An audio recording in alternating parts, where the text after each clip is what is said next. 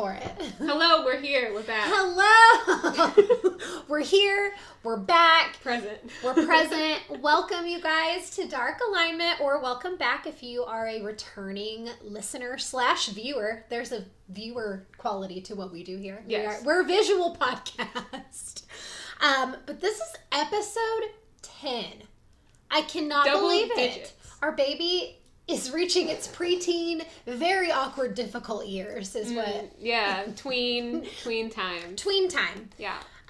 So, in case you are new, we're a true crime astrology podcast, and I am Brittney.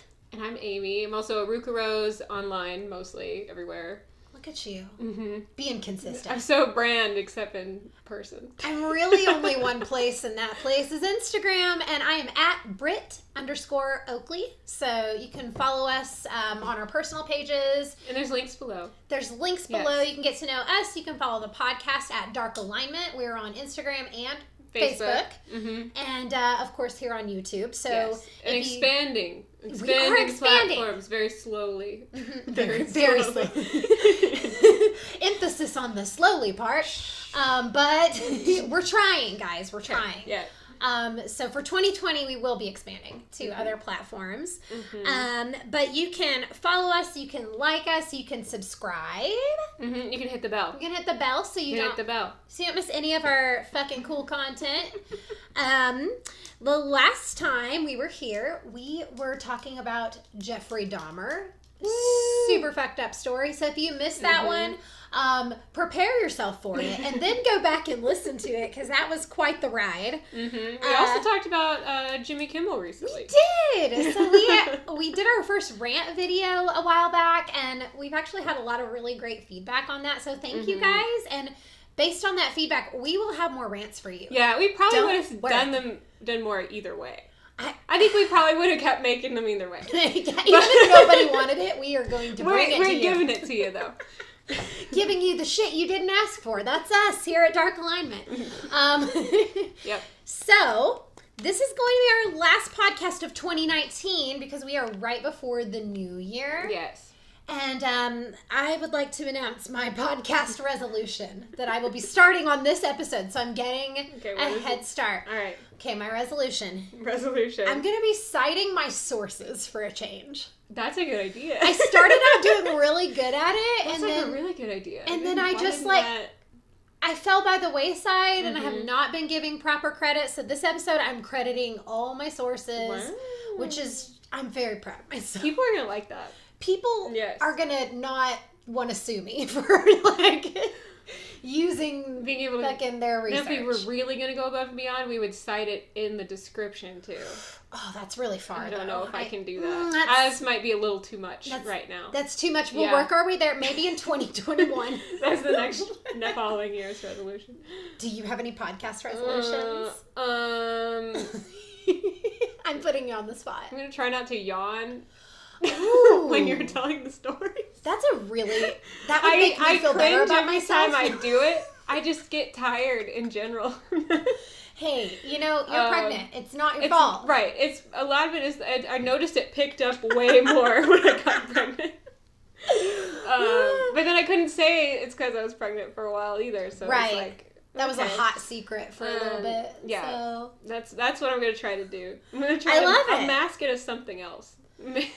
Just make it look like a like a face. I'm gonna do it. I'm not gonna. Well, it's not 2020 yet. Yeah, so today, you're good.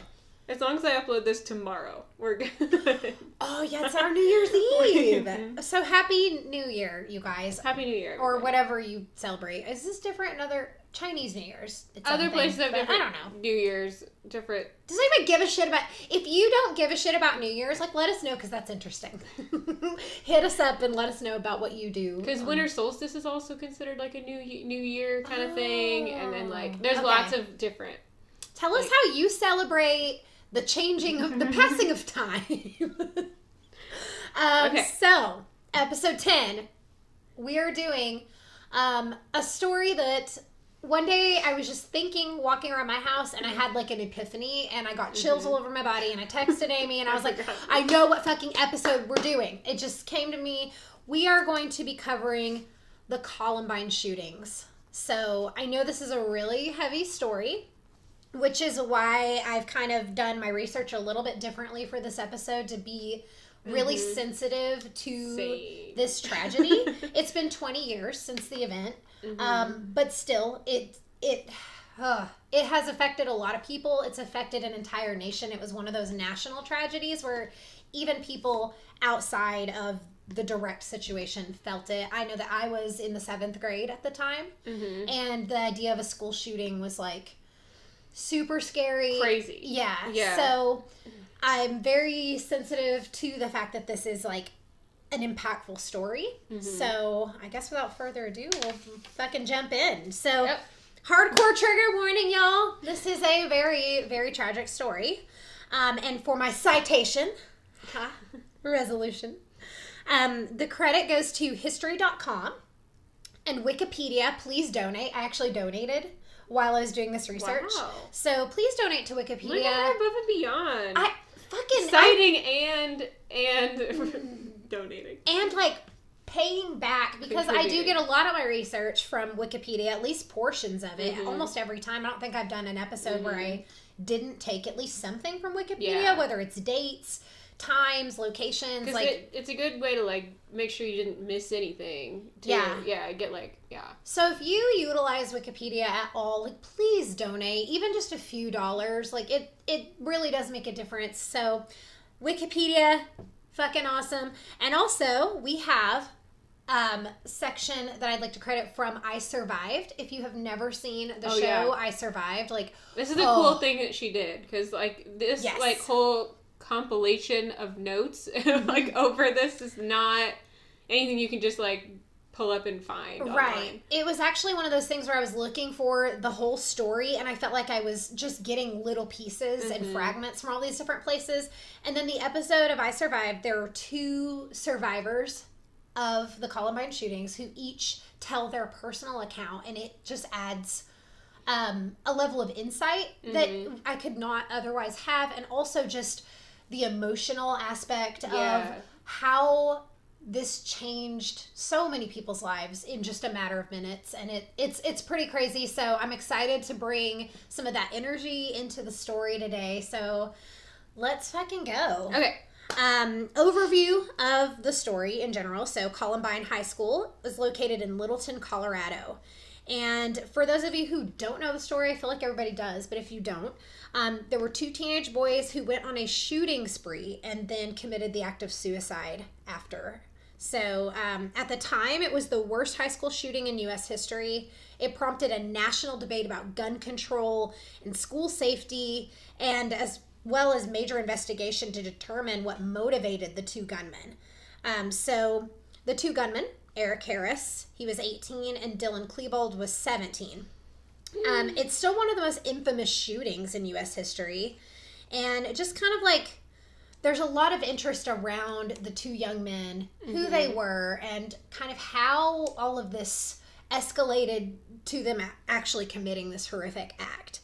So one investigative journalist described Eric Harris, who was the older one, as, quote, the callously brutal mastermind, while Dylan Klebold was quoted as being a quivering depressive who journaled obsessively about love and attended the Columbine prom 3 days before the shooting. I guessed right based on their charts then. Oh shit, really? I was like, awesome. This one was the schemer, and this one was my god, you could like see that? Yeah, that was what I was hoping that was right. Yes! I didn't double check. Because I was wondering if that would show up differently like on their charts. Oh yeah, but it does. Go ahead. Teaser for later. We're going to go into kind of a little bit of history. There wasn't a lot of historical information on either of the boys. There was a little bit more on Eric, who is like the mastermind, supposedly. So he was born April 9th, 1981, which means he's an Aries. So fire energy for sure. His dad was in the Air Force. His mom was a homemaker, and they moved around a lot. So he was like military brat until his dad retired, and then they settled down in Littleton in 1993. So they lived there for 6 years before the shooting. So he had been established there, junior high, like middle school, like all that kind of like awkward time. He lived his life there. Right. So from all accounts, he had a lot of friends, at this time. He was on the soccer team. During his freshman year, he met a girl named Tiffany. Okay. And she was in their German class, the like language course that he had, and he took her to homecoming, and he like really had a lot of feelings for her. But after the date, seemed like Tiffany was not interested in him anymore, which did not sit well with him. And he actually, this was one of the first times anybody recalled any like fucked up behavior that happened here. Once things didn't go his way. Yeah, so after she refused to go out with him again, Eric staged a fake suicide, which is like wow, yeah, super over the top. Like that fits. And he like went to the level of sprawling out on the ground with fake blood splashed all over him. She was actually like in front of her. She was screaming for help, and then Eric and his friends started laughing. And this poor girl, poor Tiffany, like stormed off and was like, "You need to fucking get help. Like you're a piece of shit, basically." Yeah. So that was the first like indication that there's something going on here. Big indication. And then over time, other people started noticing that his personality was changing and his behavior was changing. He was getting more irritable, angry, kind of reckless. He was less accepting of his peers, less involved in activities that he used to enjoy. So that rejection like got him pretty fucked up. But still, he was described as likable and charismatic. That was I love that you're like, I'm like, this is making sense. So, like, he was known as somebody who was kind of touchy-feely. He hugged his female classmates. On one occasion, he even gave his favorite teacher a Christmas present, so he came off as, like, thoughtful. But he often bragged about his ability to deceive other people. So there's a level of deception going on there. He was known to be kind of ill-tempered. He got angry pretty quickly and would, like, kind of blow up. And then leading up to the shooting, people noticed that he was like angry with everyone and felt it like seemed like no one was quite up to his standards. Like nobody was a good person in his eyes. Like everybody kind of fell short. Everybody kind of sucked. His trust had been broken. So it was, yeah. So his worldview definitely changed there. So that's the basic background of Eric. So now we're going to talk about Dylan, who is like kind of viewed as like more of the follower in the two of them. Like he was kind of going along with it. He was born September 11th, 1981. And what does that make him? September 11th, is that still Libra? That's not September Scorpio 11th. yet? Yeah, he's Virgo. Oh, Virgo. I always forget Virgo, even though I have a lot of Virgo in my chart. I always forget that Virgo doesn't need to be there. I always skip over it every time, which is really unfair. It's kind of like a weird time of year too. It's like almost I don't know. It's like kind of summer, kind of fall. Not really either. I don't know. Yeah. It's like you just got back to school and shit. It's terrible. No. So he was actually a Colorado native. So he lived there his whole life. He grew up in a really religious family. Both of his parents were Lutheran pacifists, which is really interesting that he came from like a family that was like pretty zen, low-key, like peacemaker type of upbringing. And during his early years, Dylan played t-ball, baseball, and soccer. He was in the Cub Scouts. That was weird. Cub Scouts. So he was like pretty fucking normal as far as kids go. Like those are all pretty basic little boy things. He was described by his peers as being painfully shy. Like really quiet, reserved. Another thing, like kind of like a social awkwardness, is that Dylan would often take several minutes to prepare himself for a conversation. So even with the people close to him, like he really had to think a lot about what he was going to say, how he was going to say it, like his method of delivery. So there's a lot of like, I don't even know if it's like a self-consciousness or just having to prepare for those social interactions. Like they did, he was not a social butterfly. He didn't have that charisma effect like Eric did. So he would blush and like get really fidgety when somebody new talked to him, especially girls. Yeah. You know, that can be interesting. That can be awkward. I've experienced that. So a lot of social awkwardness, but he was also prone to having angry outbursts. He had been in a few verbal altercations with teachers throughout his lifetime, and with his boss, like, so, you know, those teenage jobs, and I even put the name of the pizza restaurant in here because I thought it was funny. His boss at Blackjack Pizza. So if you've ever had Blackjack Pizza, let us know. Is it any good? What's it all about? I want pizza now. I should have eaten a meal before we started. I mean, I'm an advocate of snacks and food, so I'm gonna have to say yes. Yeah. Yes to that. Yeah. So that's kind of all the information about Dylan. Again, not a whole lot of history as far as their personal lives. But now we're going to talk about how the two of them met, which I have titled The Perfect Storm. So they met in the 7th grade, which is a super pivotal time. Like, when I think back about 7th grade, like, that was one of the most monumental years of school for me. Like, 7th grade and 9th grade, those were two, like, really pivotal years for me as far as, like, my friend groups and the people around me. So I have a 7th grade story I could tell later. Maybe for the Patreon. We're going to tell some fucking awesome 7th grade stories. Oh, God. We'll do a 7th grade story video for Patreon stories. if you want to get on there. Write that down, please. Let's make sure. 7th grade stories. Okay. So they became pretty close over the next few years. And by the time they were juniors, they were described as inseparable, even though they had really opposite personalities. So... a friend of theirs that was, like, really close to both of them said that they always sat alone together at lunch and kept to themselves. And then... Withdrawing. Yes. A rumor eventually started that the two of them were romantically involved, but there's never been anything to, like, corroborate that. They may not have even been aware... Be interesting. ...of the rumor. Yeah, that would be interesting. I mean... So, it was believed that Eric was emotionally dependent on Dylan. Who was more liked by the broader student population because he was, you know, kind of quiet kid. Like, I always really loved the quiet kids. So which one was dependent? Eric. So Eric, the more charismatic, the older one, became emotionally dependent on Dylan. Yeah, who was more emotional of the two. Better at and also people really liked him more because I mean I always loved quiet kids. I don't know what it was, but I just felt like as a non-quiet kid. I know what you mean. I'm the opposite of the quiet kid. So it was like those were the people that I was like, let me bring you into this. Oh my God. And it was just like a mission for me. It was very weird. I can see that. I always like wanted to befriend people who seemed to be like more on the outside too. Like I always wanted to like bring people into like a social type environment. It's like I wanted to be a bridge for people into whatever social setting I was in. I don't know. It's always been like a weird calling of mine. That makes sense though. I love quiet people.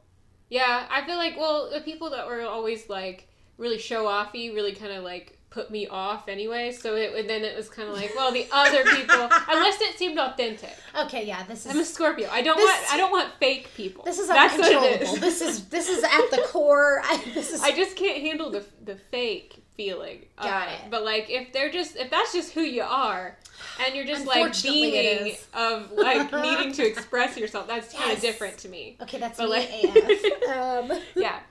Like I had an issue with Leos for a while because some Leos are like very fakey, show-offy, and Geminis can kind of do that too a little bit. Yeah. And but then other times that's just like genuinely their light, like their essence, and like it can ring really differently in different people. That's interesting. Mm-hmm. I like that. No, that's the astrology side of it. Yeah, I love that. Go ahead. So again, like Dylan was a little bit more popular with other students. Like even though he was socially awkward, like people kind of found it endearing and liked him. And then Dylan's mom, along with a lot of psychological experts, agreed that Eric's rage and hatred for society kind of like intertwined with Dylan's poor self-esteem and a need for revenge. So that caused them to kind of feed off of each other and enter into what would eventually become like a very deep friendship. Like, I don't trust anybody but you. Right. You're my person that the one person that's up to my standards in this world. And there are a lot of differing reports. Some say Harris and Klebold were very unpopular students and that they were targets of bullying. But other reports say they weren't near the bottom of the social hierarchy, and each of them had like a lot of friends. Mm-hmm. So that's kind of like a conflicting report there. But they were known to have total opposite personalities. And Eric was really outgoing, Dillett was quiet, and they were both really intelligent and kind of geeky and spent a lot of their time like playing computer games and video games. Mm-hmm. This is a fun, interesting thing. So, a little over a year before the shooting, in January of 1998, they were both arrested for breaking into a van and stealing equipment. So, many people believe that further, like, sealed their bond. Of, right. Like, when you do something, like illegal with your friend, it's always, like, it changes the dynamic, for sure. Now we're bad bitches. Now, like... So they thought they were bad bitches together, and then later that year they started planning the massacre together. Wow. So that kind of set it all into motion, really. Mm-hmm. And another thing, like they left behind a lot of journals and like writings that they'd done and home videos that were like foreshadowing the massacre and explaining their actions and what they hoped to achieve. And then in December of 1998, just 4 months before the shooting, the two made a hitmen for hire video for a school project, which is like super fun. So fun of them. So fun. Like they cussed a lot in it, which who fucking cares? But they yelled at the camera. They made violent statements. They acted out shooting and killing students in the hallways at Columbine in these videos that they made for a school project. So this was like major fucking red flags, and nobody was really taking it very seriously. Nobody believed that these two young boys were like capable of actually doing any of these things. So they were both displaying these like themes of violence in their creative writing projects. And on one of these, Eric's teacher said, quote, "Yours is a unique approach and your writing works in a gruesome way. Good details and mood setting." On his fucking graded paper. So he got some hot kudos from his teacher about like his fucking creativity skills. And just, again, no one thought they were capable of this. So now we're going to go into the shooting. Again, trigger warning. I'm going to kind of move back and forth in between like the overview of the story and then the survivor accounts, because the survivor accounts of this story are so fucking powerful. Yeah. I'm really curious to hear those. Yes. I'm really curious. So kind of be ready. I cried so much in this episode, and I'd already seen this episode as I survived, so I was able to go back to it, and even like watching it the second time, I still was like just as emotional. I had to pause it several times to like kind of have a good cry and just like feel all those feelings. And I also think that translates into my telling of the story. It does, is like the empath in me, I can really feel those deep feelings. So the morning of the shooting, they arrived at school in separate cars, and this was around 11:10 a.m. Okay. They walked into the school cafeteria first, and they placed 2 duffel bags, each containing a 20-pound propane bomb that was set to explode at 11:17. Next, they went back outside to their cars and waited for the bombs to go off. So when the bombs didn't go off, as they had expected, they went back to their backup plan. So the shooting spree was actually not their original plan. Yeah. Then at 11:19 a.m., so just, a few minutes later, they approached the school dressed in trench coats and started shooting students outside. Ooh. And at this point, they moved inside of the school, where they shot several students in the library. And this is where I'm going to go to... I already have chills. Time to go to the survivor story, because both of these students were in the library that day. Okay. So we're going to talk about Craig and Crystal, and each of them shared their story. I'm going to start with Crystal. Her section of it isn't quite as heavy as Craig's. Yeah. His is really intense. So Crystal remembers that there were teachers running down the hall and screaming that everyone should hide because there were students shooting. She was under a desk in the library, and she was like kind of towards the middle of the room. So like not on the outside, she was kind of like tucked away in the middle. Yeah. She said that the 2 boys announced that everyone was about to die, And that's when they started detonating bombs in the library. So that was their first, like, big move in there. They had already shot a few students at this point. One of the bombs actually exploded near Crystal. And she said at that point, like, the fire alarm started going off. So this has me, like, I'm imagining, like, the flashes. And I'm imagining, like, the loud fire alarms. Like, you know what that sounds like. Yeah. How scary and loud. And, like, the flashing of those and all the chaos. So she talks about, like, feeling the shrapnel hit her leg from those bombs exploding. Wow. So this is, like, complete chaos. We're going to jump over now to Craig. So as this was all going on, Craig was already in the library. He was goofing off with his friends 1 second, and then he started hearing the pops from the shooting. And initially, he thought it was a senior prank. I mean, this is April. This is, like, right before graduation. So he thought it was a senior prank, that somebody brought firecrackers to school was his exact thought. Yeah, because it's not what you would... Especially then, you wouldn't think. It's not really in human nature to assume things are more complex than they are. Exactly, yeah. You know, we don't automatically think, like, oh, well, I guess students are shooting us all. And it's like, towards the end of the year, like, you're thinking... Senior break. That's all he thought. Yeah.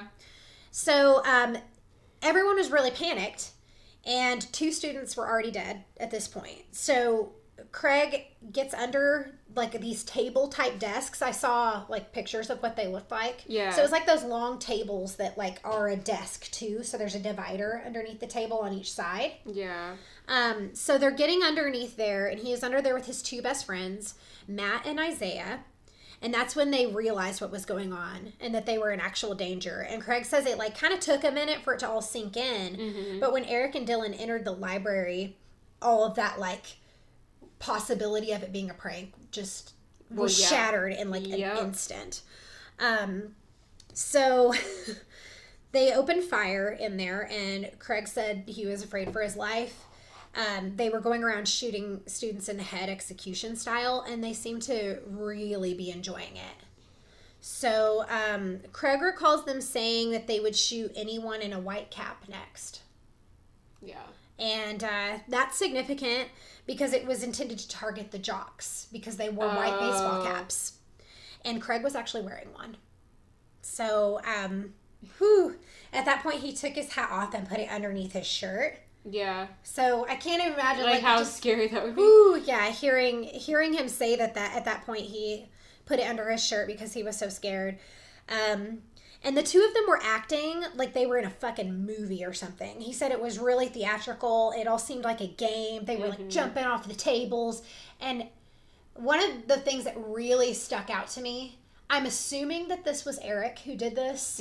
But the 2 survivors, neither of them named which person did what. They kept saying they and them as, like, the pronoun, and they never said, like, Eric did this, Dylan did this. So that's kind of, like, left up to interpretation. But this next part sounds more to me like Eric. I have no way of confirming that. But one of them jumped off the table, said peekaboo, and shot a kid in the face at that point. So they were, like... Yeah. It's super fucked up. They're, like, having a party, and then the next...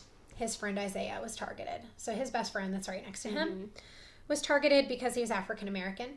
And of course they used racial slurs. And you gotta sound tough when you're performing a shooting. And as Eric and Dylan approached him, Isaiah's last words were, "I'm gonna see my mom." Before he was shot in the head. So Matt was the next victim on the other side of Craig because he looked like a jock. So his 2 best friends are literally shot dead right fucking next to him. And at this point, he decided that his best defense would be to play dead. So that's what he did. He sat quiet and still as he listened to his friend die. He talks about hearing his friend gurgling and just, like, knowing he couldn't move and, like, do anything, couldn't save him. So just thinking about the trauma of this and being in fucking high school and, like, experiencing something this intense. And that all he could do at this point was pray. So we're going to kind of go back over to Crystal for a minute. So after like the shrapnel had hit her leg and everything and the shooting was going on, Eric and Dylan announced that they were going to get back at everyone who picked on them and that they had waited their whole lives for this moment. One of them pulled out a knife and said that he had always wanted to stab someone to death. That they were, like, destroying all the computers and, like, rapid firing. Yeah. They were, like, firing in the air and firing at walls and, like, trashing the library and, like, shooting people and jumping off tables. So it's just, like, total fucking chaos going on in there. And that bullets were ricocheting off everything. The fire alarms are still going off. Like, this is just complete madness happening in there. I'm sure there were people screaming. There were people literally dying. And they ran out of ammo. So they left the library, and Crystal said it seemed like really evident that they were going to come back. Like, it seemed like they went to go get more. And then, of course, on their way out, they destroyed more shit. They were, like, throwing chairs on their way out. And that they had killed 10 students at this point. Whoa. So we're going to shift back over to Craig, because once they left the library, Craig felt panicked, and he knew he needed to get the fuck out of there. So he stood up. And he's looking around the library at, like, everything that's going on. And no one else was standing. Ooh, this part gives me chills. Like, imagining that and looking around. Can't imagine that. No one else was standing. And he's starting to get out of there. And he saw a fellow student who had been shot badly in the shoulder. And she was asking him for help. So he fucking carried her out of the library. And he, like, yelled out to everybody, like, we got to get out of here. Yeah. And so everyone followed behind him, which is just like... Yeah. His story is so powerful, guys. This story is, like, his account of the story is incredible. So he carries this girl out of the library. Everybody's following behind him. They were trying to get out before Eric and Dylan could come back. They made their way outside, and they saw the cop cars everywhere. So to be safe, they, like, went behind the cop cars. And, of course, Eric and Dylan did come back to the library after reloading. And a shootout ensued between the boys and the police. And at this point, the two of them took their own lives at the same time. Okay. So they both died, I believe it's 12:08. Yeah, 12:08 p.m. So this whole ordeal, if you think about everything that just happened, this is like 30 minutes of total fucking chaos. Like, just thinking about, like, your whole world shattering in that amount of time. And it must have seemed like hours. Yeah. Like, to be in that library and to be in that situation. Because the shooting started at what time? Do you have a time? They started at 11:19. Okay. Because that was when the bombs didn't go off and they entered the school and just started, like, rapid firing. So, just crazy. After they took their own lives, like, the students were all on the lawn taking care of each other. So they were trying to stop the bleeding of other students. Like, people were taking off their shirts and using it as, like, a tourniquet and, like, trying to help each other until help got there, because it was just so fucking bad. And just when you think it couldn't get worse for Craig, it does, because his sister Rachel is unaccounted for as students are evacuating the building. Oh, wow. An entire day went by before the family could confirm that his sister was killed. She was actually the first victim. Whoa. So Craig talks about how he carried around a lot of hatred for many years. It took a long time to find forgiveness. But now he says that he is living his life to the fullest in Rachel's honor. So that day was fucking insane. And those are the survivor accounts of the story. So now we're going to kind of shift back into just like how this was investigated. Okay. So we're looking at, Dylan and Eric chose their victims kind of randomly, like overall. It was random, but also targeted. Like, they didn't pick out a list of names and seek out certain students. They were like, let's fucking kill the jocks because it's symbolic of all the jocks that made fun of us or whatever. It's more general than, like... Yes. Yeah. And originally, they wanted to kill hundreds of people. They just wanted to set off bombs and just fucking kill people. Like, it was more about, like, doing revenge the whole... on the institution Yes. than individual people. So... that's pretty interesting about it. And there was speculation that they committed these killings because, I will never forget this, because they were members of the group of social outcasts called the Trenchcoat Mafia, which was like part of goth culture. And I remember this is after, like, the whole 90s, like, satanic panic bullshit. And I do remember, like, I went to school with kids that wore trench coats, and everybody was, like, freaking out about those kids now, saying they were part of the Trenchcoat Mafia. I was a little young, but I remember it. I remember I forget you're younger than me. I was like 1999, like, I was in kindergarten. Oh shit! Okay, yeah. But I remember going to going places where teenagers were, like the roller skating rink and like wherever like the movie theater, and I would see. I remember seeing it. Yeah. But I don't remember. I wasn't like. I didn't care. No, it's like I had a friend who lived down the street from me who wore a trench coat all the time, and he was super cool. Mm-hmm. We were friends from kindergarten to high school, and he was one of the people who wore a trench coat, and like people would say shit about it and really piss me off. But still, it was like this whole thing about like the goth culture. So like goth culture was kind of attacked, which is super fucking unfair. But I just remember like being the age around the age of these kids, and it being like such a huge fucking deal. Mm-hmm. And it was also speculated they carried out the shootings as retaliation for being bullied. And of course, violent video games and music were blamed for this. And this was also the time that Eminem had just come out. And there's so much. But he talks a lot about going on at this time. Mm-hmm. Like the Marshall Mathers LP, it talks so much about like how he was definitely being blamed for a lot of it. He names Columbine in one of his songs. It's actually bleeped out. I remember you saying I was telling you about this. Yeah, but it's actually those lyrics are bleeped out because it was so sensitive to people. Mm-hmm. But he was kind of just like making a statement of like, it's not my fault. I make this music. He would say like, is it because I rap this way? Like, which always, makes me happy. But that was like, and that's not proven. It's kind of like a chicken and the egg situation where people with violent tendencies are more drawn to violent things, and not necessarily that violent things cause violent tendencies in people. It's one of those like, if you have those violent tendencies, you're probably going to be more likely to seek them out. It doesn't mean you're going to act on any of it. Right. So I get frustrated with that. But through their journals, this was like a big thing. Investigators discovered that they'd been planning to bomb the school for at least a fucking entire year. And like, so that day, total death toll, 12 students and 1 teacher were killed. Tons of people were injured. Everybody was affected. And still to this day, it's the 4th deadliest shooting in U.S. history. So after the crimes occurred, there were some arrests that were made.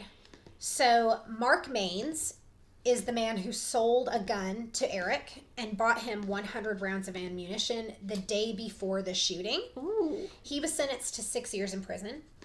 And another man named Philip Duran, who introduced Eric and Dylan to Mark Maines, went to prison too. I'm not sure how much time he served.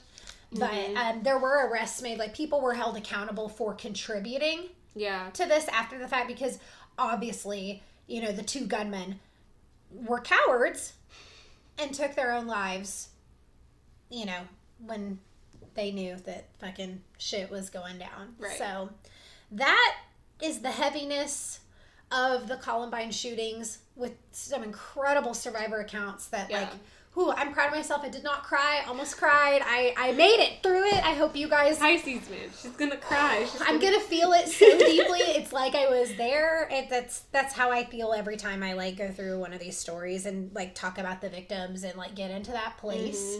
I think it's important to kind of speak from that place, because again, when we cover these stories, we totally understand how much it affects people, how much this particular story, even if you didn't live in Colorado, you could have lived in South Carolina, you could have lived in New York. If you were a person old enough to understand what this was at the time, you remember it, you were affected by it.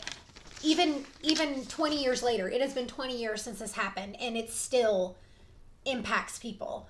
It still impacts the town of Littleton, Colorado. So without further ado, we're going to chart this shit up. We're doing Synastry we have more than that. And we have... Okay, so I'm going to go through Eric's natal chart. I'm going to try to just quickly hit everything.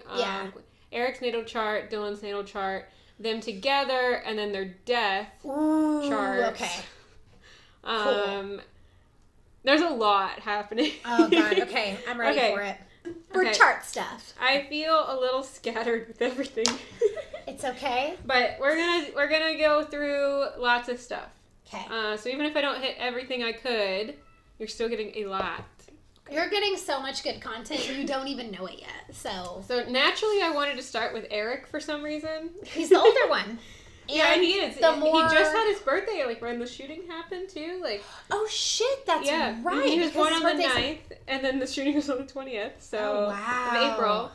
I didn't realize how freshly 18 he was. Yeah, he couldn't wait, he wanted to turn, I guess, would he have been a senior? Yeah. Yes, he was a senior. So he couldn't wait for the Dylan's birthday, because then it would have been too late. They would have been out of school by then. Yeah. Well, and also, because Dylan had his September birthday, and that's one of those awkward times of year where it's like, do you start your child in school when they're 4, or do you wait till they're like fucking 6? I don't know. It's weird. So he got to be 18, but... And you know what? If he had fucking survived, he would have been tried as an adult for this crime. Oh, yeah. Actually, I feel like they would have tried both of them as an adult. I'm not sure when those laws changed. It would have been definitely at least There's been a lot of changing in those laws, and I don't know much about Colorado law since we live in Arkansas. But yeah, Eric would have definitely been tried as an adult for these crimes. So, born April 9th, 1981, Wichita, Kansas. Oh, some places have his birth entered as Plattsburgh, New York. He did come from a military family, so that could probably be why there's some discrepancy. Well, it says that, this is what I found. This is like a whole thing. So, birth at 9:37 p.m., Wichita, Kansas, blah, blah, blah. The birth was originally entered as Plattsburgh, NY, New York. Yeah. All internet searches on Harris tell of his birth in Wichita, Kansas. There are source notes, blah, blah, blah. Let me go get through this bit of sources that I can't pronounce. And if we can't pronounce it, we're not going to cite it. It's just boring. Okay, so then... that's the exception to my resolution. If I can't actually pronounce what I'm fucking quoting from, then I'm not going to try. During his... some of the... whatever. When he was arrested prior at age 16, they listed his birthplace as Wichita, Kansas. Also, I guess he had filled out application with the Marine Corps. Oh, wow. What, following in his father's footsteps? And he filled it out as Wichita, Kansas as his birthplace. Okay. So that's why we're going with Wichita. We're trusting the legal documents. So there. So if you Google it and you see the New York place, it's not probably right. Somebody fucked it up. But it is, way easier to just find New York and be like, cool, okay, whatever, and not, look into it any further. Good job doing your homework. I'm proud of you. I'm glad I decided to look it up sooner this time. Okay, so that makes him an Aries. His sun is in the 5th house. His moon is in Cancer in the 8th house. Oh, that's interesting. I know. And then his ascendant is in Scorpio. Oh, wow. The gang's all here. That might be why I wanted to do his chart first alone. I don't know. I feel like even though I had no idea about any of those except his sun sign, I still would have wanted to do his first. Just kind of, he's the more dominant. Aries naturally goes first, Yeah. Oh my god. And then also, Cancer. His moon is in Cancer in the 8th house, which is the house of Scorpio, of course. Of course. So he has some major conjunctions on his sun sign. His sun is conjunct Venus and Mars. It's square Ceres and trine Neptune retrograde and trine Vesta. But with that, Venus and Mars conjunction, it makes him even more, passionate. Intense. About everything. Yeah. That sounds really intense to me. Yeah, it is. And Aries is already kind of intense. Right. And, Mars is the ruler of Aries. It's a lot of energy. Right there. Very fiery. Very passionate and caring, and it can also come off as very fun-loving and charming. When you have Venus, a Venus conjunction like that, people are drawn to it. They think it's nice a lot of times. He also has his North Node in Leo, so he's really kind of, and his sun is in the house of Leo as the 5th house.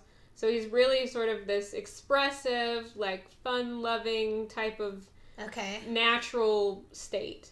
The friends, having a lot of friends around him. Let me go to the page I was actually writing on. And this abundance mindset makes sense as his where he wants to express his energy, where I don't know, kind of like the core of his energy.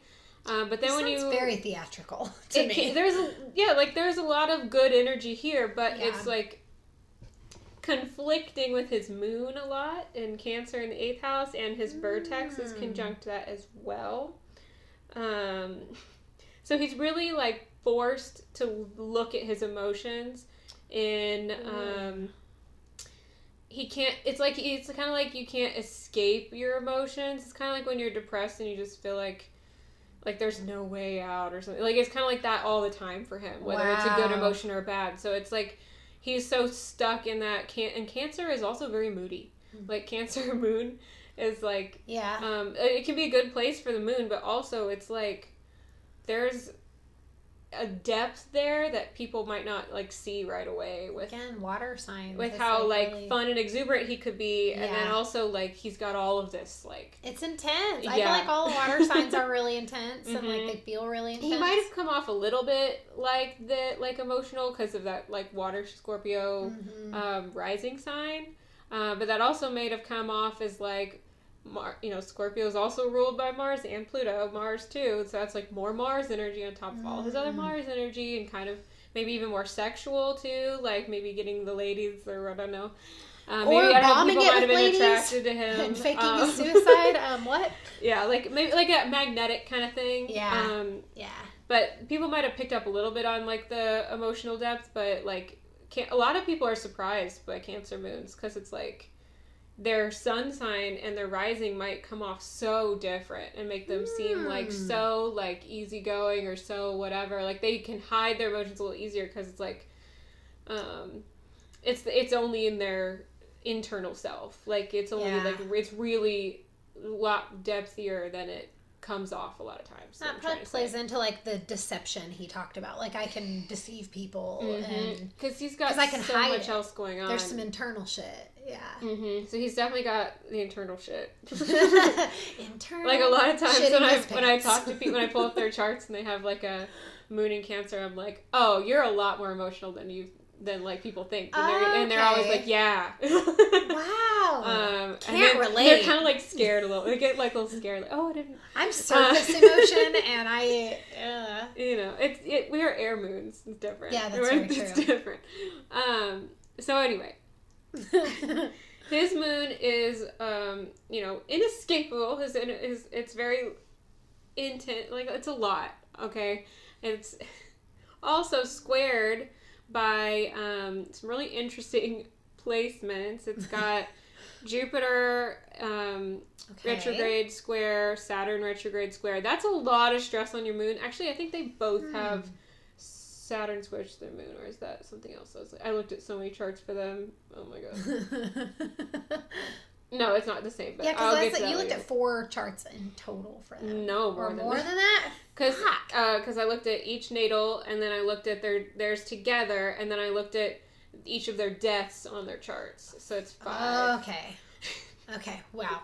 That's intense. Okay. That's a lot. Okay. Yeah. Okay. So anyway, he's got those 2 squares, which can be a lot of stress, like a ton of stress on the moon, like a ton of stress emotionally, like a lot of,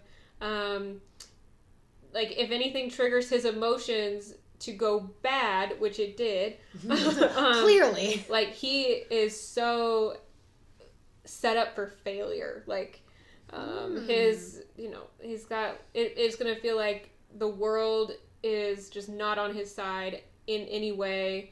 Like it's that total opposite of his sun and like exuberant thing going on. It's like all of a sudden like everything must hate him. There's no option for growth. There's like the structure of everything, that Saturn, the structure and the discipline of the world is also beating down on him emotionally. And it's really, that's heavy. His past reminds him a lot of like this kind of, like societal issues, because he's got the South Node in Aquarius, so he's kind of thinking like in terms of that too. That ties into it a little bit. Okay. But then the scheming part is like even more interesting to me, because he's got squares to his Mercury and Pholus, which are conjunct each other also in Aries. So that makes them very kind of aggressive. Okay. Also, like, Mercury is your mind, it's your thoughts, it's your plan, it's how you think through things. Ooh. And so there is conflict when thinking through his emotions and planning things. It kind of makes him schemy on its own. And then to make it even worse, Pholus is there. Wherever Pholus is on your chart, it's going to exaggerate that part of your chart for better or for worse. So he has this, like, overreacting, scheming, like, really strong in his chart. And that ties into, like, it's aspecting, like, most of his other placements. Like, it's tied in to his, it's like it becomes a coping mechanism for him. Because his emotions are so much, and then he can't get away from them, and then it's like, that feels like an outlet, I think, to him. And, yeah. Okay. It makes sense when you look at all of this for him to see like, my ear keeps popping. Oh, and no! It makes my voice sound different, like back and forth. Okay. I'm deaf on one side, which most people probably don't know that. I'm actually almost completely deaf on my right side. I keep forgetting that. So I have a lot of weird, like, ear stuff that goes on. I totally get it. That's my regular life and has been since I was, like, 11. So. Fun. I'm used to it. It's a good time. So. Getting good at reading lips. I should probably not spend any more time on his chart, but I will put notes that I took up to this time. Oh, just because there's so much that I can't cover in a timely manner. Right. This was a really heavy one where I felt like we could probably talk about the story. We could talk about their charts for probably like fucking 3 hours. Like, there'd be so much. Like, there's so much in this.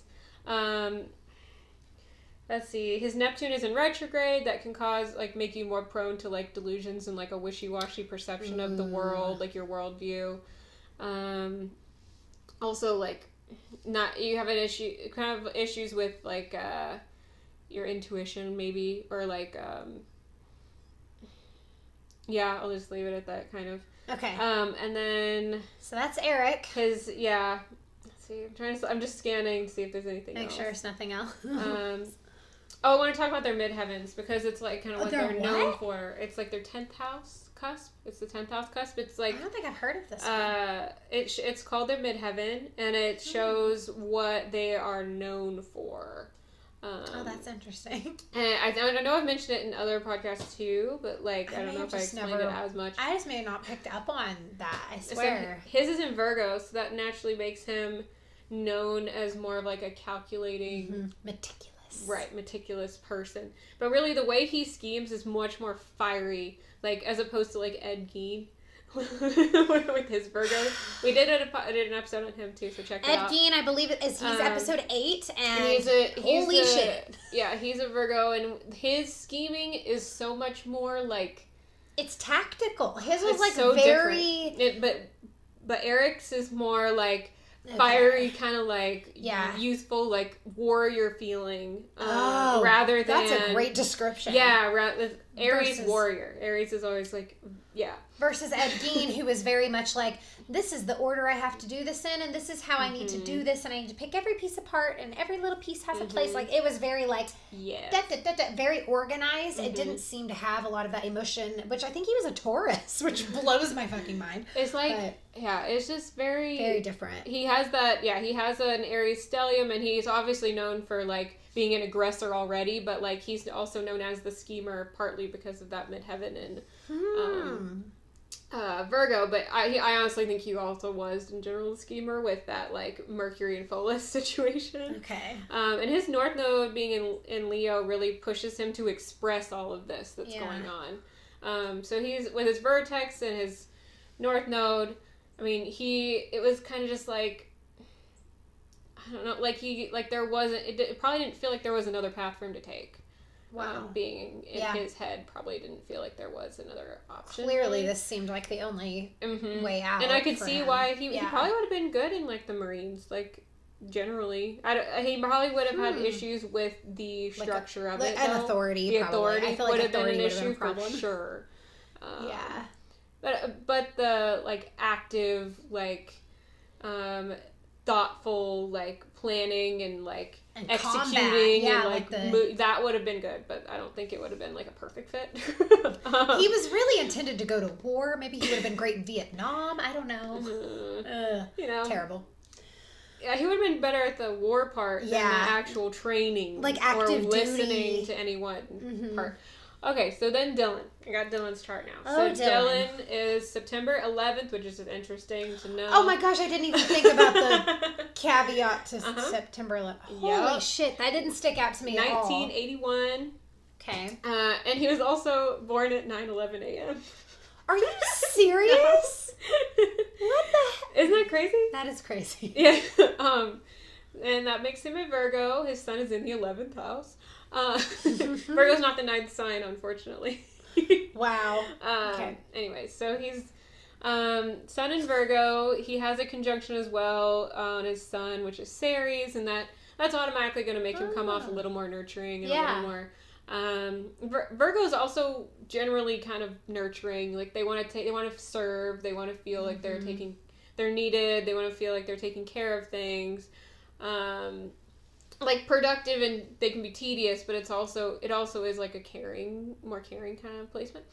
A little bit more intuitive, like earthly intuitive, a little calmer, definitely calmer than like an Aries energy. Yeah. And then his moon is in Aquarius in the 4th house.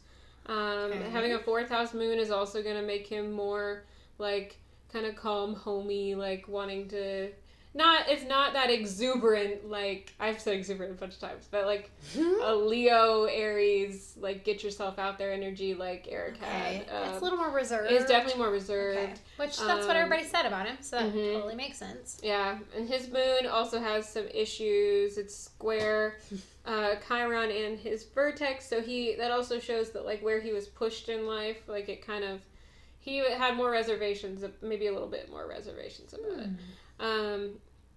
But there's plenty that obviously he that was not enough to keep him from doing what happened here. They definitely kind of needed each other to make this happen. I can't wait for the Synastry chart, because that was like my whole thought of this whole thing with their opposite personalities. Like it's almost like they fit together like a puzzle piece to make like the Ken and Barbie killers. They fit just perfectly. That's episode 6. Also, if you want to hear about Paul Bernardo and Carla Homolka, that's a fucked up Canada story. That and the Gypsy Rose are probably my favorite Synastry readings so far. Oh yeah, but this one's really good too. So I don't know.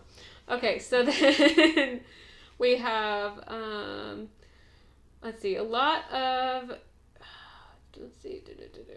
hit the important things. Also, I'm proud of myself for knowing what episode things are. Yeah, I was just going to say, like, I don't know how I knew that, but I did. So his ascendant, you want to know his rising is in Libra. And that also makes him more, come off pleasant. Like, people... Like, maybe people thought he was, like, nice looking or sweet looking or, like... I actually don't know what the boys look like. I might have looked up a picture. I did not look at their pictures, and I normally do, and I did not. They're kind of, like, balancing energy, like, kind of trying to recognize people for, like, who they are, as well as himself, and recognizing that people are different and balancing it, blah, blah, blah, blah, blah. That kind of thing is really a Libra thing, so he's... got actually a huge stellium in Libra. They have a ton of similar placements because they're only born like 5 months apart. So like a lot of those generational planets didn't make it that far around. So there's already like a really like strong foundation for anyone who's close to you in age, like close to your birthday. Right. So anyway, he has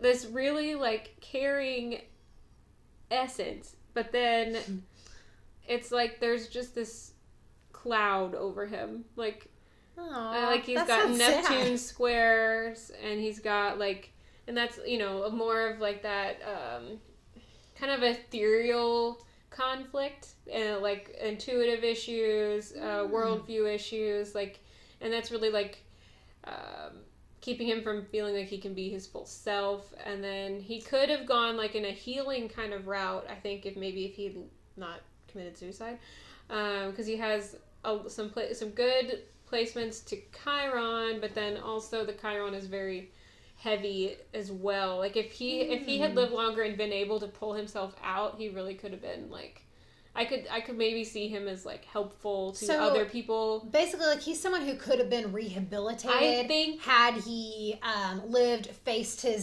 what he had done, served.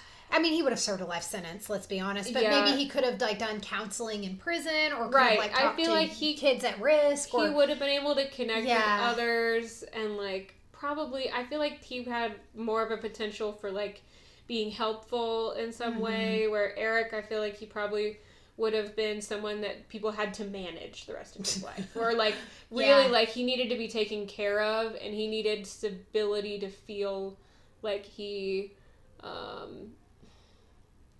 like balanced, like anything that would like any kind of emotional challenge in his life would have thrown him off. He probably would have a real fucking problem in prison. He might have been. He probably would have been like a pain in the ass. Like if. Like, not to, like, presume, but, like, if you were going to put, like, psychological kind of, like, things on this, like, like his, Dylan's chart looks more, like, depressive, and then Eric's looks more, like, manic. Yeah. In some way. Like, maybe borderline or whatever. Like, there's endless things so you could look into, but Dylan's is definitely more, like, upset. His Chiron is square his moon, like I said, too, and he can't escape his Chiron with his vertex conjunct his Chiron in retrograde. It's more of a reflective inner trauma. Then Eric's, it's like, he's probably more, I think Eric's probably more like brooding, and then Dylan is more, I need another word for reflective. I mean, it just seems like, again, like this huge internal conflict. Like, he's dealing with something inside of himself that he can't express, whereas, like, Eric was very outward, very expressive, and that maybe he, like, kind of turns it inward, which I can relate to that. Like, I express outwardly and inwardly, but, he needs to either get angry or have someone else to do that with, to, like, push him to be expressive, because he does have his North Node in Leo conjunct Mars. I have mine conjunct Mars, but his being in Leo makes it expressive when he does get triggered in that, like, fiery place. And there were a few accounts he needed that fire from Eric, like, literally. With Eric's fire stellium, like, he really needed that fire to, like, make something active, to like escalate it, to like escalate it, to be. Well, and also another thing that just made me think of this is where, like, because Dylan had some of that nurturing, a lot of nurturing aspects in his chart, and that's what he Eric needed, the emotional crutch for Eric, and so it's like it is like the two of them. Like, Eric was kind of his outer voice, and he was kind of like Dylan was kind of his, like, inner nurturer, like this little yin and yang thing. God, it is really fascinating. And then if, like, literally, if you look at their charts, Eric has the Aries stellium, and then Dylan has this Libra stellium, and that is the identity and the shadow of the chart. They're opposite. Wow. They both have Venus oppositions. I'll just go ahead and... I know, I was like, we're already moving into Synastry, so let's go. They also both have very interesting Lilith placements, which I think I can talk about in the death part here in a second. Okay. So yeah, they literally, like, if you put their charts on top of each other, it kind of looks like a balancing a little bit of energy, because they both have this Aries, the self, the identity, the, like, the initiation kind of feeling, and then Dylan has this more, like, looking towards others, like, trying to see his reflection in others, and trying to balance, and blah, blah, blah, blah, like, be pleasant, and, it sounds like that probably plays into, like, the social but also the anxiety shadow is also, like, what you reject in yourself. So it's like this whole thing where they really are balance each other out. Wow. And then I could see with the Venus opposition, like, some hints at maybe like a romantic or maybe just really caring for each other. Well, it sounds like he was just like a romantic type of guy anyway. Like he had just gone to the prom. Like he wrote really deeply. And in Eric his was journal. heartbroken, and it was very, Yeah, that's really interesting to think about. I would love to read those like journal entries and just see like who Dylan was by himself versus like his writings with Eric and kind of how it's like two identities almost. Yeah. Like, he definitely... Oh, it's so interesting. And then, there is some possible passion there, because they've got... Because on Eric's side, there is that Mars conjunct Venus, and so whatever is affecting his Venus is also affecting his Mars. So it could have... I don't know, there could be a little bit more, like, fiery oomph in that situation. Maybe not. It's kind of hard to tell looking at it so quickly, but yeah. And I wouldn't want to say anything even if I did think that they were in a relationship. Like, it's not my place to say that, so... and it's something that, like, nobody can prove. I think it was probably just speculation. They just had a really close They're definitely friendship. Extremely close. Either way. That's kind of like that opposites attract, balancing each other situation. They have the same Chiron placement, except, like I said, Dylan's is in retrograde, so his is more introspective and, like, less, like, brooding, oh my god, what am I going to do with this? The trauma situation. Yeah. And then they have the same Pholus, but again, Dylan's is in retrograde, so his is, like, a little more laid back than Eric's. Eric's is very intense with his placement. But they're both going to exaggerate in like a warrior type of way, if that makes sense. It's so crazy. Dylan's is just more relaxed, like more introspective. They have several conjunctions. Of course, let me actually pull up the Synastry so I'm looking at it. Can't have Dylan's on top of Dylan's. Okay, there we go. Dylan, get off of Dylan. So stupid. Sorry. Okay. Let's see. They've got like Pluto conjunct, Saturn conjunct, Neptune conjunct. Wow. Everything. Like, because there's the slow moving things are still going to be in the same place. North nodes, so they're heading the similar life path. Chirons, Pholus, really close Lilith, and I'm probably missing Juno. I'm probably missing more, but the point is there is a lot, but they still balance each other out. Like Eric is literally his top 3 things, like fire, water, water. Dylan is earth, air, air. Wow. And they definitely care about each other. I think that's probably the most I can get there. And then we'll do the death chart. Oh, the death chart. It's just crazy because I feel like I don't know how this could have gone differently or if it could have gone differently. And if that's, like I feel like each of them on their own, like this couldn't have happened. Right. So, like they had to have each other. Exactly. Which is, again, like the Synastry reading, why I was so interested to hear it. Because it's like, how does one affect the other to make something like this fucking possible? Because it's horrific. I definitely don't think Dylan could have done this by himself at all. No. And Eric, I don't know. He's one that, like, maybe, depending on he would be more likely, but he also... He probably would have, like, done something later in his life. I think maybe something else. Like a domestic violence situation, or I don't know. Yeah, I think this is Dylan's Mars is also conjunct Eric's North Node, so that gave him a little bit more, like, firepower, even though he had a ton of it.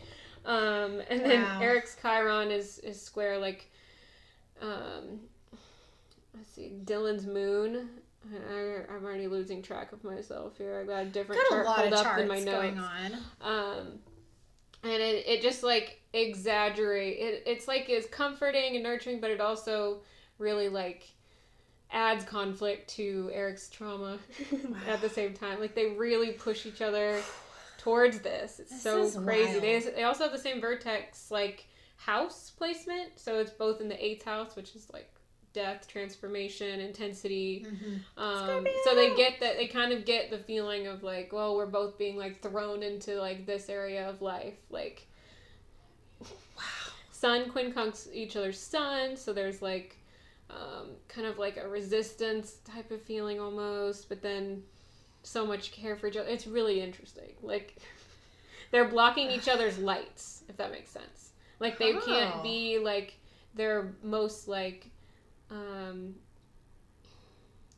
they're, I guess, for lack of a better word, like their nicer selves. Okay, my interpretation of this is that they brought out the fucking worst in each other. Like, you know, like, they were both like the devil on each other's shoulders in a way. Yeah. Like, I mean, I had friends that it was like when we got together, it was like, oh, we do like, we might do something illegal later. We're totally sneaking out tonight. Like, I had lots some of people those really just bring that out in you more than other people. It's kind of like that. I actually, in the 4th grade, had my mom and a teacher come together and tell me I could no longer spend time with one friend that I had. I've had similar things. And I was never allowed to be friends with her again, and then we were enemies like the rest of our days. Wow. And I'm talking mortal enemies. I'm talking like she started rumors about me that were super fucked up, and like it was some of that like Mean Girls kind of shit. Like it was, but we were best friends, and then we were, I guess, my teachers that were energy concerned. had to do something. It's just like very extreme. Yeah. I was confronted by both my mother and a teacher, and it was like an intervention of like, this friend is bad for you. When I was like 8 or 9, so it was very early that people were like, I think mine, you can't hang out with her anymore. I had a series of people. Okay. It's good stuff. Not anything that intense, but I had a series of people. Okay. Super intense.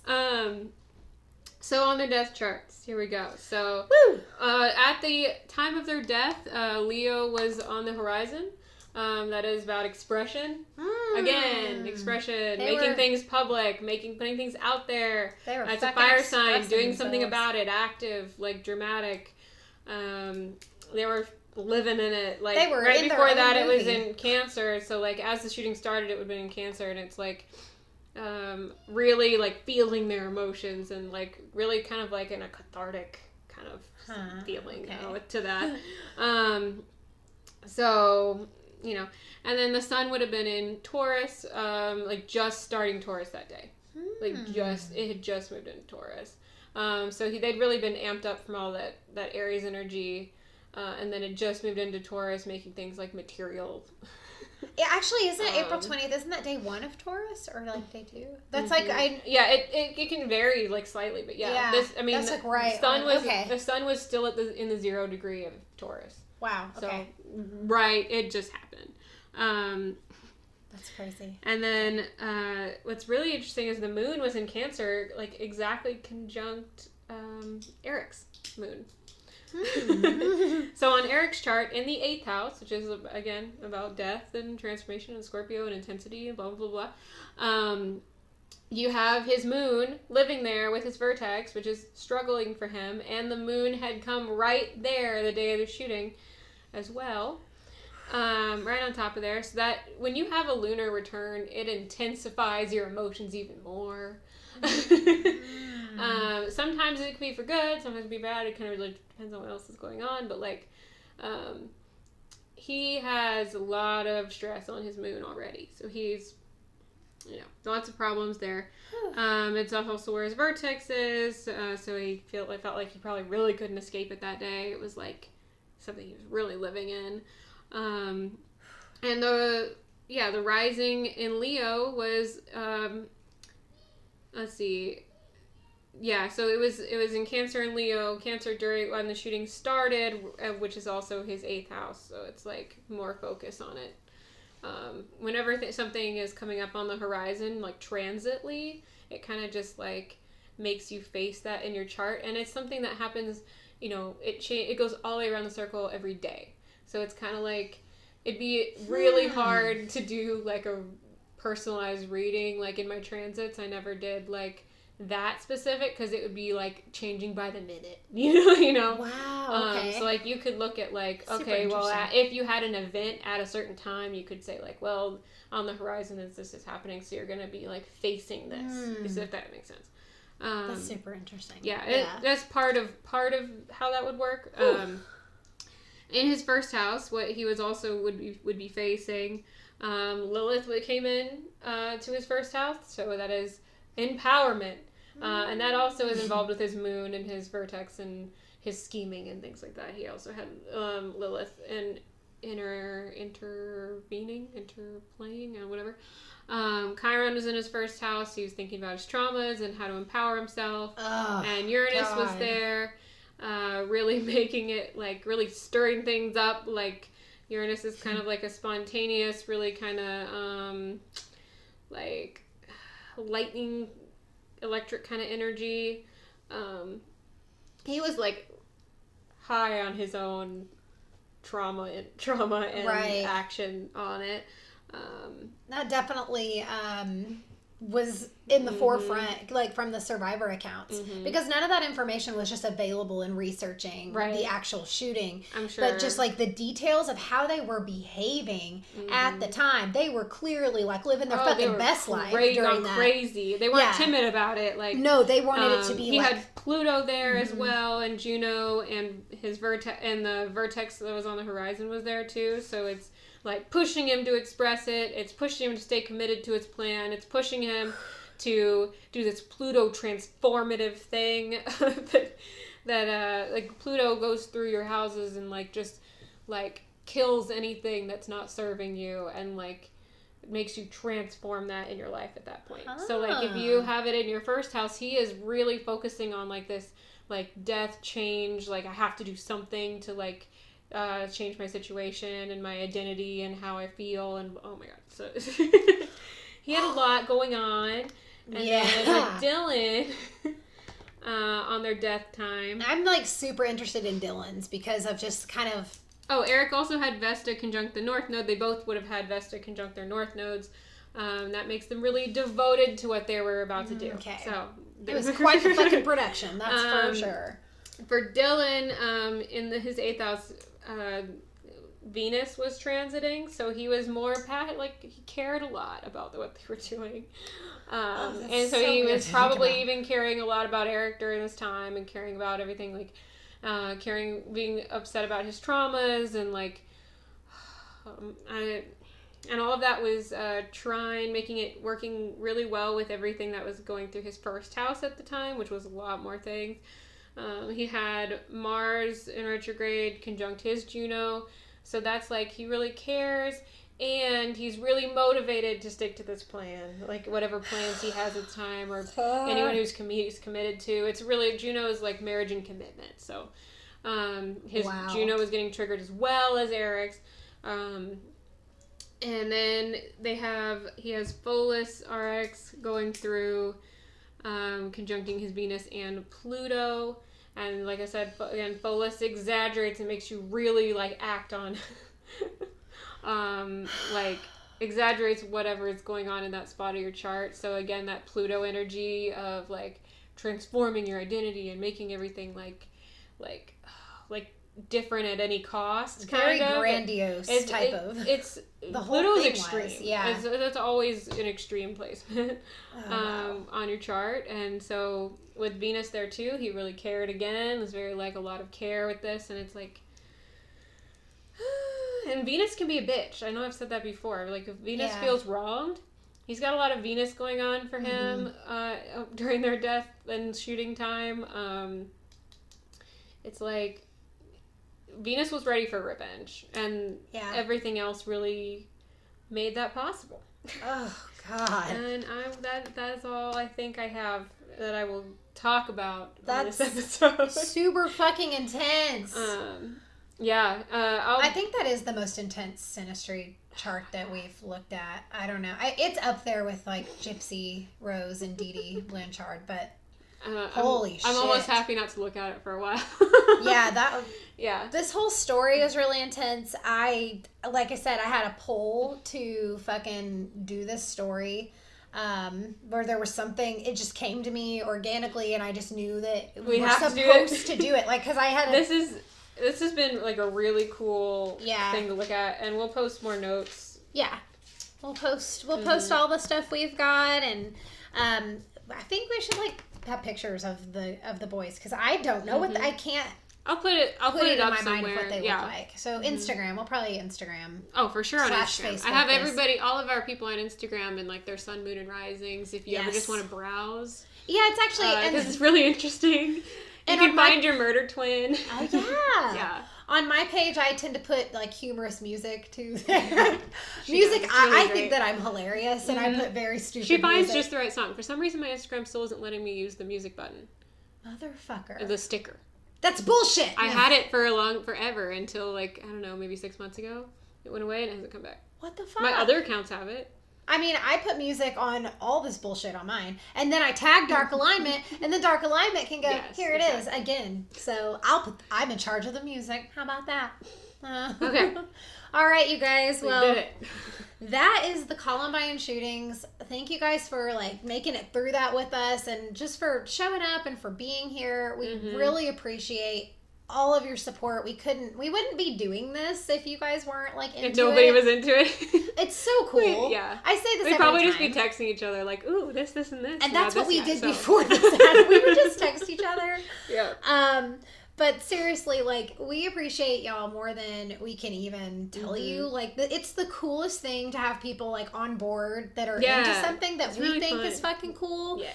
And it's crazy. It's vulnerable to create something and, like, put it out there and put, like, ourselves out there for the world. But you guys are fucking amazing. And we hope you have a wonderful new year. Yes. Tell us about your resolutions. Tell us what you're up to. Please connect with us. Again, like us. Subscribe, follow us on Instagram, join our Patreon for some cool fucking bonus content. We're going to have some more rants and cool shit coming.